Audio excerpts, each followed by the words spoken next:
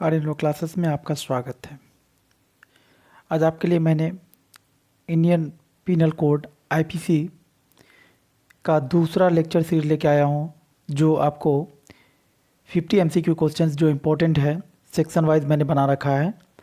इससे पहले भी मैंने सीरीज फर्स्ट बनाया आईपीसी का, जो उसमें भी मैंने 50 एमसीक्यू क्वेश्चंस बताए हैं।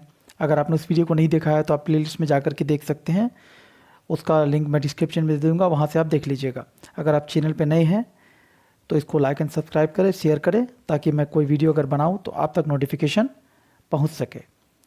तो ये लेक्चर सीरीज जो है मैं एआईबी स्पेशल क्लास के लिए कंटिन्यू कर रहा हूँ और चला रहा हूँ।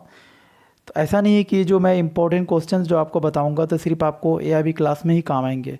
जो अदर रिलेटेड जो एग्ज़ाम्स हैं, जैसे जुडिशरी हुए, एपीओ हुए, क्या बोलते हैं कि जेएलओ हुए, बहुत सारे एग्ज़ाम्स हैं जो अदर स्टेट्स में होते हैं, वहाँ भी ये आपको क्या बोलते हैं कि आईपीसी के एमसीक्यू क्वेश्चंस काम आएंगे। तो इस वीडियो को आप ध्यान से देखिए, थोड़ा भी स्किप ना करें, बहुत ही इंपॉर्टेंट वीडियो है आपके लिए। और ये एआईबी क्लास स्पेशल है, जो कि 29 अक्टूबर को एआईबी एग्ज़ाम होना है, उससे रिलेटेड मैं कंटिन्यू सीरीज़ लेके आता हूँ। और मैं जो भी इम्पोर्टेंट टॉपिक है, 4-5 जो सब्जेक्ट है जहाँ से 10-10 क्वेश्चन आते हैं, उसका मैं कंटिन्यू सीरीज कर रहा हूँ। और जो सब्जेक्ट होंगे उसके भी मैं वीडियो लेके आऊँगा। तो अगर आप चैनल पर नए हैं तो चैनल को लाइक एंड सब्सक्राइब करें। चलिए आज के लेक्चर को मैं कंटिन्यू करता हूँ। तो सबसे पहला क्वेश्चन है, necessity as a defence cannot be claimed when the act has been done, है ना। कहता है जो नेसेसिटी का जो डिफेंस है ना, आप क्लेम नहीं कर सकते जब कोई कार्य किया जा चुका है। क्या? तो आंसर क्या है? With inherent risk of causing harm, है ना।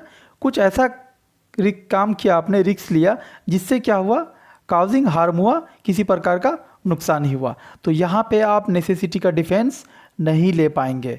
जो आप सीआरपी क्या बोलते हैं आईपीसी के सेक्शन 81 देखेंगे, वहाँ आपको ये देखने को मिलेगा। क्लियर है।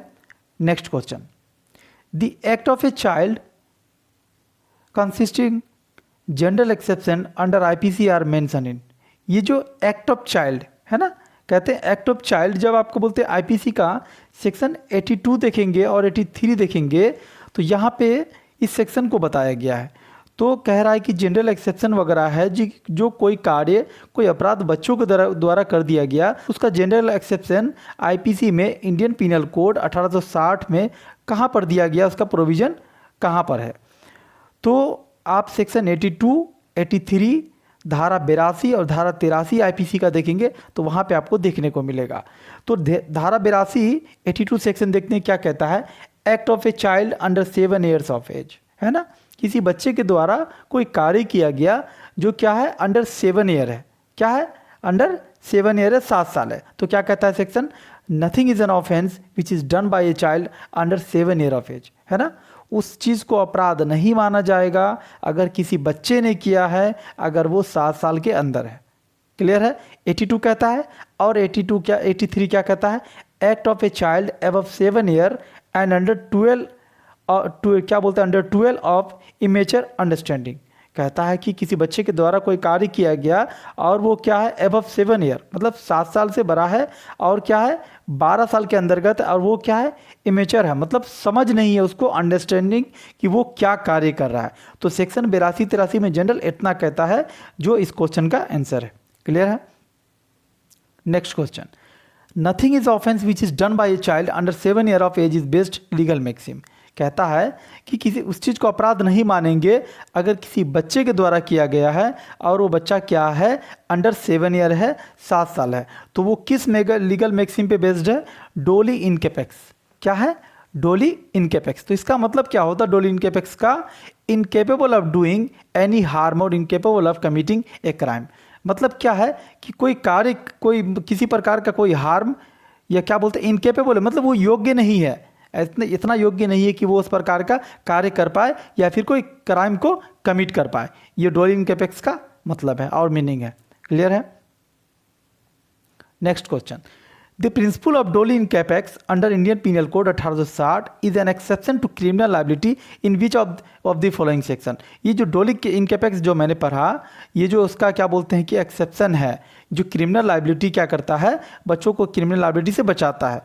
ठीक है, तो ये किस सेक्शन के अंतर्गत दिया गया है? तो सेक्शन 82 जब हम देखेंगे आईपीसी का, वहां इसको परिभाषित किया गया। Next question, nothing is offence which is done by a child under, कहता है कि उसको अपराध नहीं माना जाएगा जो बच्चा क्या है, अंडर कितना, 7 ईयर, अगर 7 साल के अंदर कोई बच्चा है तो उसको अपराध नहीं माना जाएगा। क्लियर है? देखिए क्वेश्चन मैं सेम बनाया हूं ना कुछ इस तरीके से, क्या हो ना कभी कभी घुमा के क्वेश्चन पूछ लेता है, इसीलिए 2-3 क्वेश्चन आपको सीक्वेंस में सेम लग रहे होंगे, तो इसमें घबराने की जरूरत नहीं है, इस टाइप से भी क्वेश्चन पूछे जाते हैं। चलिए नेक्स्ट क्वेश्चन देखते हैं। Nothing is offence if it is done by a person who is, कहता है कि उस चीज़ को अपराध नहीं मानेंगे अगर किस पर्सन के द्वारा किया गया जो क्या है, बॉय, कोई लड़का है जो क्या है 6 साल का है, having sufficient maturity to understanding nature and consequence of his conduct, है ना, जिसको क्या है कि उस चीज़ का नॉलेज नहीं है, मैच्योरिटी नहीं है और उस चीज़ को वो समझ नहीं पा रहा है कि ऐसा करने से क्या होगा, तो उसको क्या बोला गया है कि वो अपराध नहीं माना जाएगा। क्लियर है? देखिए एक एग्जाम्पल है, क्या बोलते हैं कि उसी सेक्शन से मतलब कुछ क्या बोलते हैं इलस्ट्रेशन वगैरह कभी कभी क्वेश्चन पूछ लिया जाता है, वो है, कहता है a child of 9 years age of stolen a gold necklace and immediately afterward sold it to the accused, he is guilty of theft. ठीक है, एक बच्चा है जो 9 साल का है, एक क्या किया उन्होंने, माला चोरी किया और ले जा करके तुरंत सोनार के दुकान में उसको बेच दिया और उसको कैश में कन्वर्ट कर लिया, तो क्या वो क्या बोलते हैं गिल्टी ऑफ थेफ्ट होगा? क्या उस बच्चे पे चोरी का इल्जाम लगेगा? तो इसका आंसर क्या है, देखिए, the child is guilty as he has attained a sufficient maturity of understanding to judge the nature and consequence of his conduct of that occasion। उस बच्चे को पता है कि इस चीज़ को जो मैंने चोरी की है ना, इसको ले जाकर सोनार के दुकान में देंगे तो वो हमको इसकी रेवज में क्या करे, हमको पैसा देगा, तो वो क्या होगा, उस चीज़ का उसको समझ है, अंडरस्टैंडिंग है, तो वो अपराध के श्रेणी में आएगा। अब यहाँ पे नहीं कहेंगे कि नहीं यहाँ तो एग्जाम्पशन मिला हुआ है, इस बच्चे ने अपराध नहीं किया है, लेकिन अगर उस बच्चे को उसकी अंडरस्टैंडिंग है, मैच्योरिटी है, उसको पता है कि उस माला को सोना के माला को ले जा करके सोनार के दुकान में बेचने से पैसा मिलेगा, तो यहाँ पे बच्चे को क्या है, मैच्योरिटी भी है, अंडरस्टैंडिंग है, और ये थेफ्ट के कैटेगरी में आएगा और उस बच्चे ने अपराध किया है। क्लियर है? Next question, which expression has been used under section 84 of Indian penal code. जब हम इंडियन पिनल कोड के धारा 84 को देखेंगे तो उसमें क्या एक्सप्रेशन वर्ड को यूज किया गया, एक वर्ड आया है अनसाउंडनेस ऑफ माइंड, मतलब कोई व्यक्ति दिमाग से क्या है ना, पैदल है, दिमाग से उसका दिमाग काम ही नहीं कर रहा है, वो अनसाउंड है। एक होता है साउंड माइंड, एक होता है अनसाउंड माइंड। आप कॉन्ट्रैक्ट एक्ट भी पढ़े होंगे, तो वहाँ पे जो क्या बोलते हैं एसेंशियल कंडीशन जब आता है कि कोई व्यक्ति साउंड माइंड व्यक्ति के साथ कॉन्ट्रैक्ट कर सकता है, अनसाउंड माइंड के व्यक्ति नहीं, पागल के साथ आप कॉन्ट्रैक्ट नहीं कर सकते हो। तो यहाँ पे वही टर्म 84 में बताया गया, अनसाउंडनेस ऑफ माइंड, वो व्यक्ति क्या है, दिमाग से पागल है, उसका दिमाग ठीक नहीं है, प्रॉपर तरीके से काम नहीं करता है, जो सेक्शन 84 में ये बताया गया। क्लियर है? Next question, under which section of Indian penal code the act of a person of unsound mind is not an offence. कह रहा क्या कि किस धारा के अंतर्गत ये बताया गया है कि कोई अनसाउंड माइंड अगर व्यक्ति कोई अपराध करता है तो उसको अपराध नहीं माना जाएगा, तो सेक्शन 84 के अंतर्गत ये बताया गया। क्लियर है? Next question, the maxim non compos mentis means, ये एक मैक्सिम है नॉन कॉम्पोस मेंटिस मीन्स, इसका मतलब क्या होता है? ऊपर जो हमने पढ़ा था अनसाउंडनेस ऑफ माइंड सेक्शन 84 में, सेम एज इट इज है, नॉट ऑफ साउंड माइंड, मतलब वो व्यक्ति क्या है, साउंड माइंड नहीं है, अनसाउंडनेस ऑफ माइंड है, उसी का मैक्सिम क्या है, नॉन कॉम्पोस मेंटिस। चलिए नेक्स्ट क्वेश्चन देखते हैं। Z under the influence of madness attempts to kill A, in this case which of the following is correct. कह रहा है कि जेड क्या है ना कि इन्फ्लुएंस ऑफ मैडनेस, मतलब वो पागलपन के दौरा है, उसके पास वो व्यक्ति क्या दिमाग से थोड़ा खराब है और उसने क्या किया, अटेम्प्ट टू किल ए, उसने ए को मारने की कोशिश की, तो ये किस केस के अंदर आएगा? तो कहता क्या आंसर देखिए, Z is guilty of no offence but A has the right of private defence.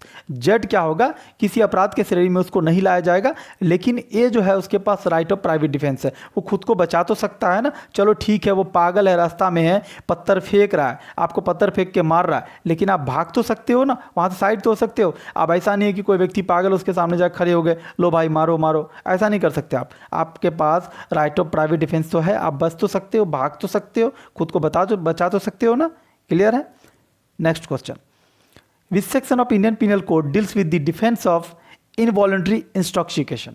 ठीक है, किस सेक्शन के अंतर्गत ये बताया गया है इंडियन पिनल कोड भारतीय दंड संहिता के अंतर्गत कि क्या defence of involuntary intoxication?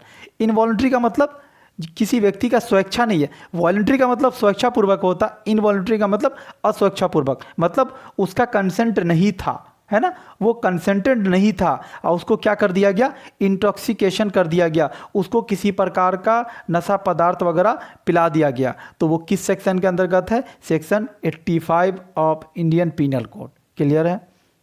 Next question, the defence of intoxication is not available. कहता है ये जो इंटॉक्सिकेशन का डिफेंस है कब नहीं ले सकते? तो सेक्शन 85 में बताया गया, इसका इंटॉक्सिकेशन बताया गया, कब नहीं का defence?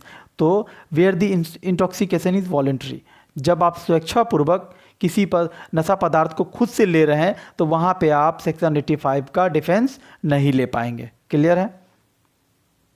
Next question, the maxim volenti not fit injuria has been incorporated in which section of Indian penal code? एक मैक्सिम है वॉलेंट्री नॉन फिट इंजूरिया, ये भारतीय दंड संहिता इंडियन पिनल कोड के किस धारा के अंतर्गत परिभाषित किया गया है? तो सेक्शन 87 देखेंगे तो वहां पे ये उसको बताया गया। वॉलंटरी नॉन फिट इंजूरिया क्या होता है? देखिए सेक्शन 87 देखते हैं।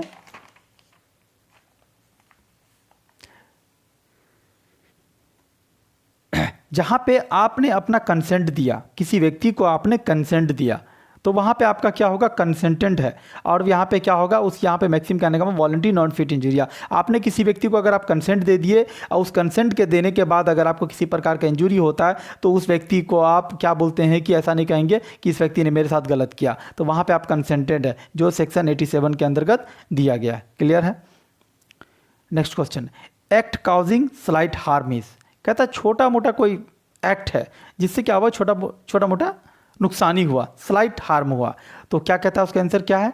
No offence if that harm is so slight that no person of ordinary sense and temper would complain of such harm. तो उसको अपराध नहीं माना जाएगा। मान लीजिए कोई व्यक्ति चल रहा है ना, उससे थोड़ा उसको खरोच लग गया, अब क्या होगा, उसको अपराध के श्रेणी में लेके चले आएंगे क्या? ऐसा तो नहीं है, बाय मिस्टेक थोड़ा वो तो कुछ हो ही सकता है, तो उसको अपराध के श्रेणी में नहीं लाया जाएगा और वो अपराध में गिनती नहीं आएगा। क्लियर है? Under Indian penal code 1860 the defence of consent is not available in this case. कहता है डिफेंस ऑफ कंसेंट किस केस में नहीं ले सकते इंडियन पिनल कोड के अंतर्गत? Consent to cause death, consent to cause grievous hurt. ठीक है, यहाँ पर आप क्या बोलते हैं कि किसी व्यक्ति का कंसेंट ले लिए, उसका क्या कर दिए, डेथ काउज कर दिए और उसको ग्रीवियस हार्ट पहुँचा दिए, तो इस केस में आप क्या बोलते हैं, डिफेंस आप नहीं ले सकते। क्लियर है? Next question, the object of section 92 of Indian penal code. Section 92 जो भारतीय दंड संहिता का सेक्शन 92 है, उसका क्या ऑब्जेक्ट है, उसका उद्देश्य क्या है? तो आंसर देखिए क्या है, the protection of medical practitioner. ये क्या करता है, प्रोटेक्ट करता है, जो मेडिकल प्रैक्टिशनर है ना उसको क्या करता है, ये प्रोटेक्ट करता है, उसको सुरक्षा प्रदान करता है। कौन सा section? Section 92 of Indian penal code. Next question देखिए, ये क्या है, इलस्ट्रेशन बेस्ड क्वेश्चन है। A surgeon sees a child suffer an accident which is likely to prove fatal unless an operation to be immediately performed. There is no time to apply the child guardian and perform the operation in spite of entreaties of child in good faith for the child benefit the child die A has committed. देखिए एक बच्चा है ना जिसका accident हो गया, अब वहाँ पे उसका क्रिटिकल ऐसा पोजीशन है कि उस बच्चे के फादर का या किसी व्यक्ति का कोई कंसेंट वगैरह नहीं लिया गया, उसको हॉस्पिटल में लाकर भर्ती किया गया, उसका इलाज अगर कर रहे हैं क्या इमरजेंसी टाइम में, और उसका क्या हुआ, डेथ काउज हो गया, तो ए ने क्या अपराध कमिट किया, तो यहाँ पे क्या है, नो ऑफेंस। ऐसा होने लगे तो कोई डॉक्टर किसी को बचाएगा ही नहीं। अब किसी का रोड पे एक्सीडेंट हो गया अचानक, अब उसका गार्जियन वगैरह को आने में टाइम लगेगा, किसी का कंसेंट लेने में टाइम लगेगा, ऑपरेशन करे कि नहीं करे, अब उस बच्चे को पता चले बेड पे छोड़ दिए, बच्चा तो मर जाएगा, तो ऐसे में क्या होगा कि वो अपराध की श्रेणी में नहीं आएगा। Next question, the maxim de minimis non curat lex is related to which of the following section of IPC. कहता है एक मैक्सिम है, ये किस सेक्शन से रिलेटेड है, तो सेक्शन 95 देखेंगे, उसी क्या है, ये मैक्सिम इस सेक्शन से रिलेटेड है।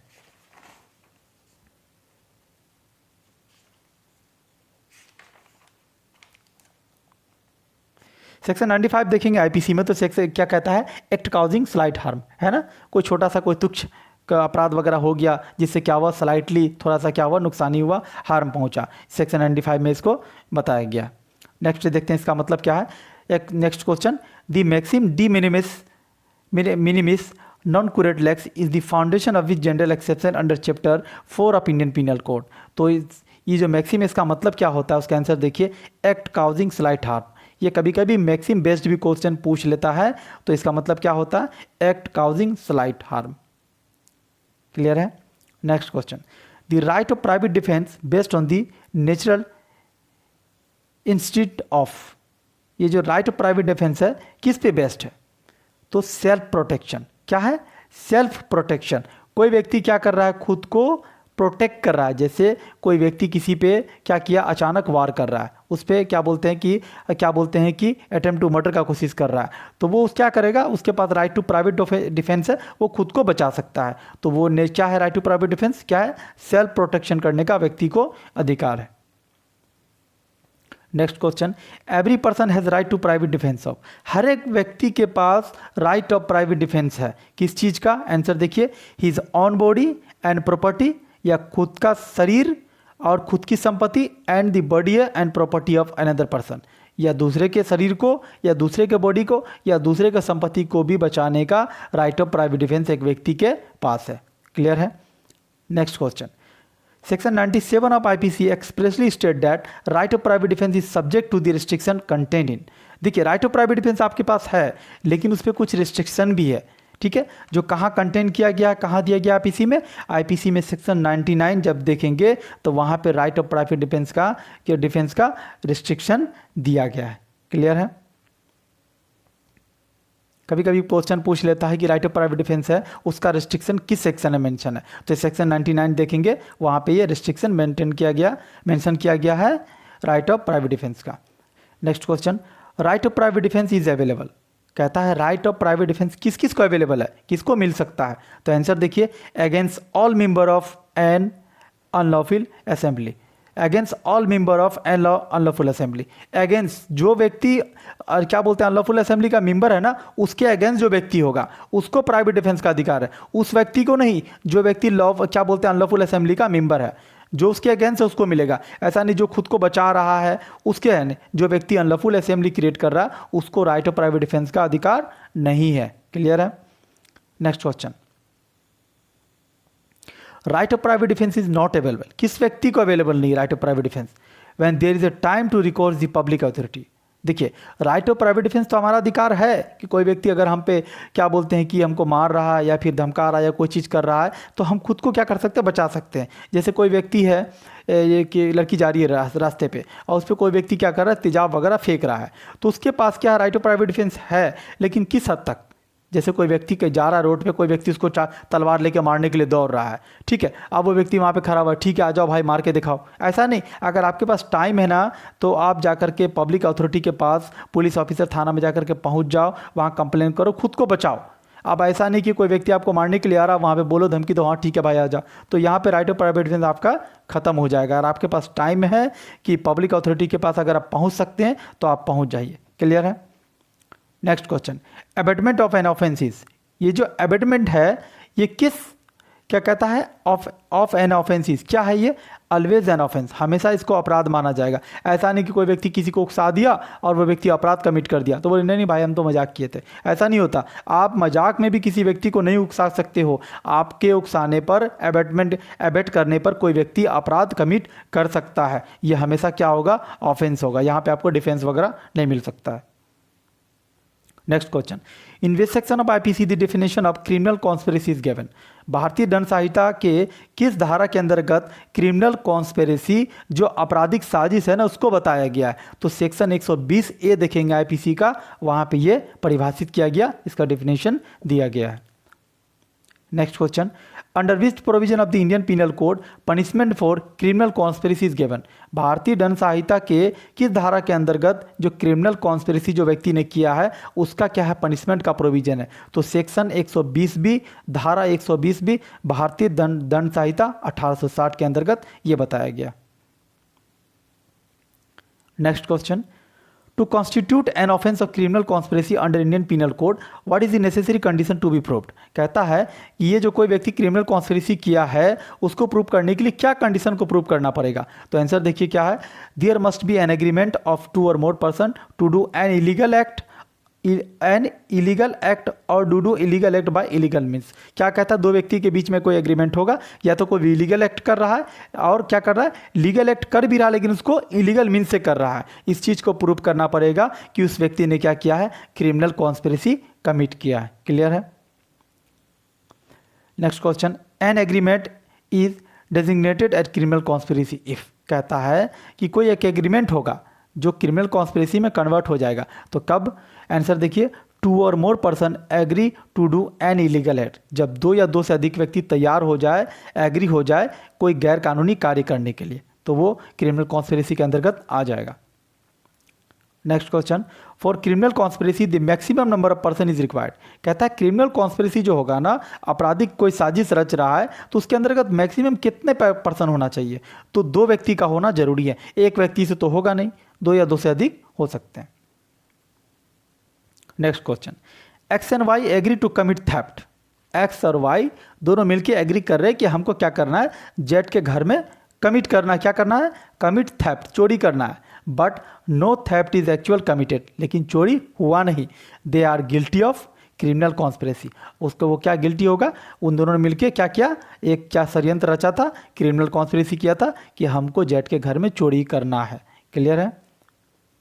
नेक्स्ट क्वेश्चन देखिए, ये इस टाइप का क्वेश्चन क्या फिल इन दी ब्लैंक्स दे देगा और आपको कोई सेक्शन वगैरह कुछ पूछ लेगा। इस टाइप से भी क्वेश्चन पूछे जाते हैं। तो क्या कहता है, attempting to wage war or abetting waging of war against the government of India is punishable under. कहता है कोई व्यक्ति देश के खिलाफ राजद्रोह कर रहा है ना, क्या बोलते हैं कि देश के खिलाफ अगर कुछ अपराध कमिट कर रहा है वो किस सेक्शन के अंदर दिया है। तो भारतीय दंड संहिता का धारा 121 जब देखेंगे उसके अंतर्गत ये प्रोविजन दिया गया है।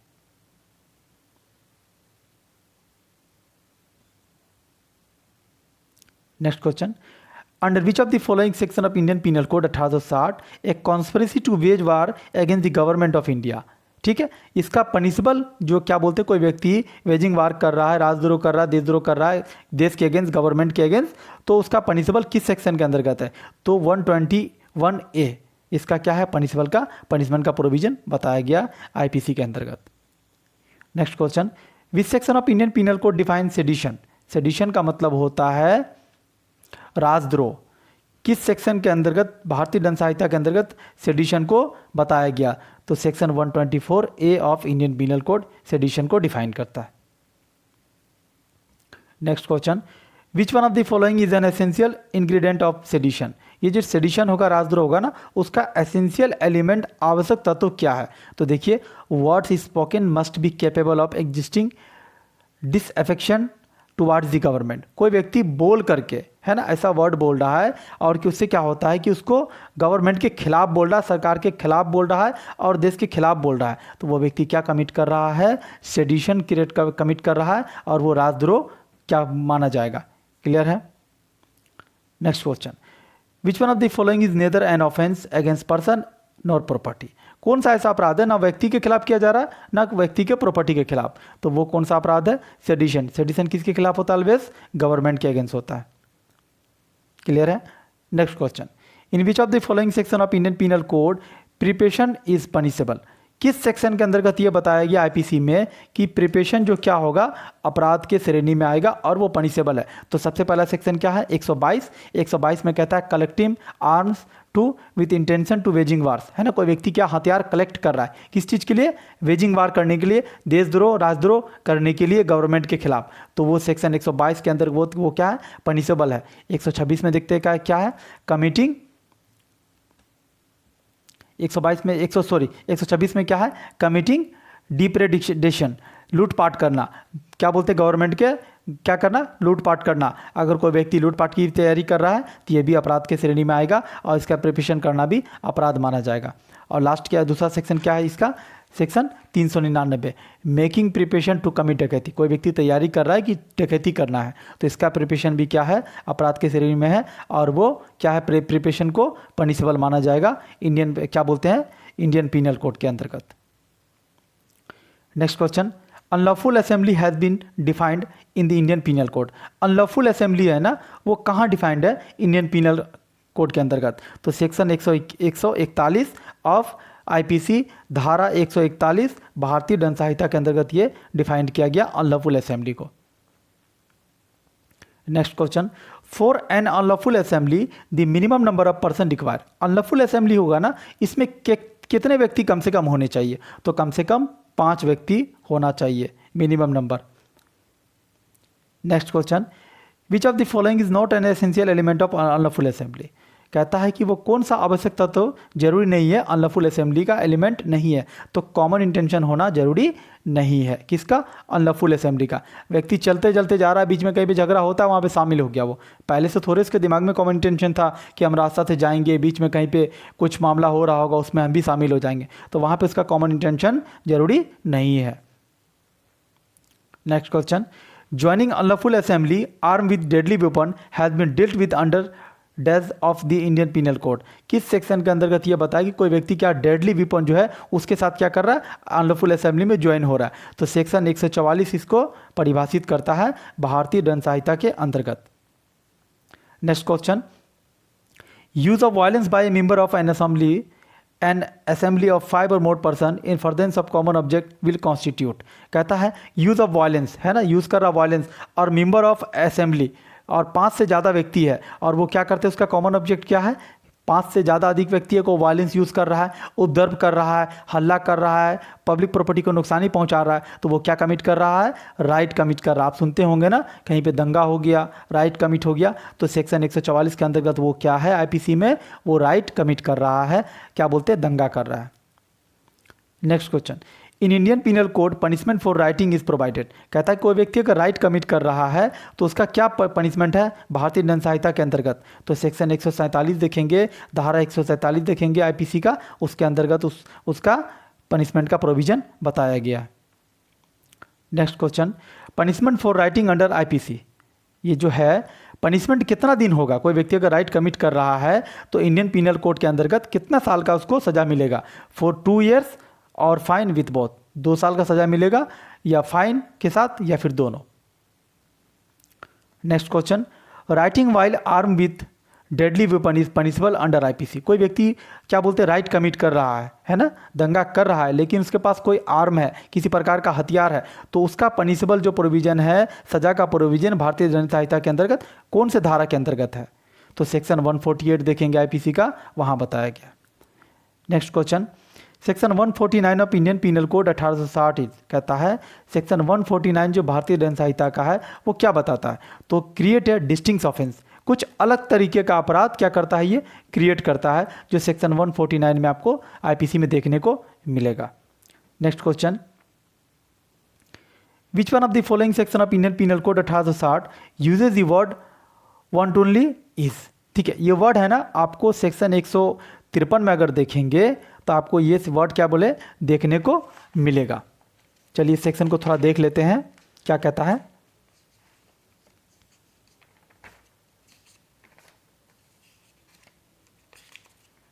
देखिए क्या कहता है section 153, wantonly giving provocation with intent to cause riot, है ना। कोई व्यक्ति किसी को क्या कर रहा है? उकसा रहा है। किस चीज़ के लिए? इस तरीके से उकसा रहा है कि आप राइट कमिट करो, आप दंगा करो। तो वो सेक्शन किस वो प्रोविजन कौन से सेक्शन के अंतर्गत दिया गया? तो भारतीय दंड संहिता का सेक्शन 153 अगर देखेंगे तो वहाँ पर ये टर्म आपको देखने को मिलेगा। Next question, promoting enmity between different group of on grounds of religion is punished under which section of IPC. कोई व्यक्ति क्या करता है? प्रमोट कर रहा है अलग अलग जैसे जाति के धर्म के लोग को कुछ अच्छा तरह का बोल रहा है, बोल करके लिख करके इस तरीके का वो मामला उत्पन्न कर रहा है, जिससे क्या होगा? समाज में क्या बोलते हैं कि लड़ाई झगड़ा का मामला उत्पन्न हो सकता है। तो वो पनिशेबल है आईपीसी के अंतर्गत। सेक्शन 153A देखेंगे, वहाँ पे ये प्रोविजन दिया गया है कि कोई व्यक्ति अगर क्या बोलते हैं कोई समाज में किसी समाज को लेकर के गाली बक रहा है, किसी प्रकार का बात बोल रहा है, जिससे क्या होगा? आपस में दो समाज में झगड़ा लड़ाई हो जाए, तो वो पनिशेबल है। आईपीसी के सेक्शन 153 के अंतर्गत ये प्रोविजन बताया गया।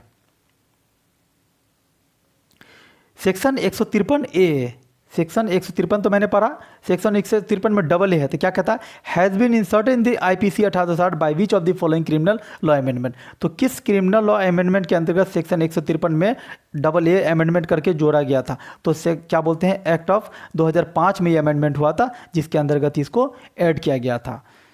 चलिए आज के लेक्चर में ये क्या बोलते हैं कि इंडियन पिनल कोड का 50 MCQ क्वेश्चन जो बहुत ही इंपॉर्टेंट था, जो मैंने आपको ब्रीफली बताने की कोशिश की, जो सेक्शन वाइज ही मैं कंटिन्यू करते आ रहा हूँ। इससे पहले भी मैंने लेक्चर बनाया है इसके, ये इंडियन पिनल कोड के, या प्रीवियस लेक्चर में आप जा करके प्लेलिस्ट में देख सकते हैं। अगर आपको वीडियो अगर अच्छा लगा, कंटेंट अच्छा है, तो इस वीडियो को लाइक एंड सब्सक्राइब करें। अगर आपने क्या बोलते हैं कि हमारे सीरीज के सारे वीडियो को नहीं देखा AIB से रिलेटेड, तो आप प्लेलिस्ट में जा करके वॉच कर सकते हैं। अगर आप चैनल पर नए हैं तो डिस्क्रिप्शन में टेलीग्राम चैनल का लिंक है, वहाँ से आप ज्वाइन कर ले, ताकि आपको ताज़ा अपडेट मिलते रहे। अगर आप चैनल पर नहीं हैं तो मैं कहता हूँ कि अगर कंटेंट अच्छा है तो आप इसको सब्सक्राइब करें, शेयर करें और लाइक करें। Thank you for watching R in law classes.